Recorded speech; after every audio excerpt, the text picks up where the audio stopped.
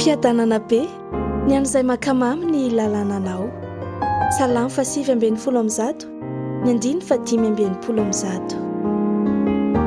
Mitohy hatrany ny zavatsarotra hatrehan'ny mpanao salamo, andaniny ny fanenjehana ataony manam-pahefana sy ny lainga ataony manodidina, ary ankilany kosa ny adosoana vitany teo anatrehan'Andriamanitra.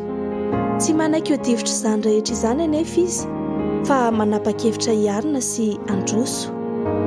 Dingana fototra no nirosony dia ny fifikirana tanteraka amin'ny tenin'Andriamanitra, ka voalaza fa nankamaminina koa no tiaviny izany.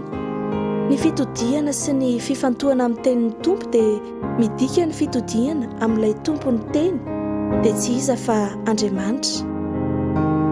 Eo anoloan'ireo tsindry samihafa miseho amin'ny fiainantsika dia misy safidy tsy maintsy atao, na hovariana hijery ny zava-misy sy ny anaiky hiaran'izany ka hiaina tebotebo sy ny sisa, na hibanjina an'Andriamanitra ka hiohitra mba hiaina fandresena.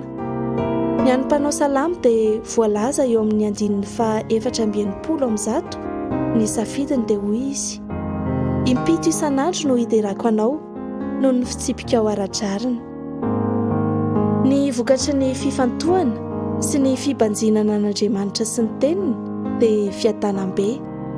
Koa na eo aza ny fangotrahan'ny zava-misy ety ivelany dia mahita fifaliana sy fahatoniana ao anaty kosa isika noho ny tsiron'ny tenin'Andriamanitra.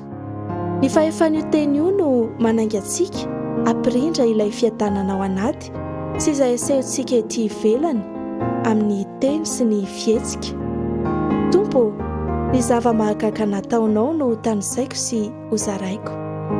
Amen.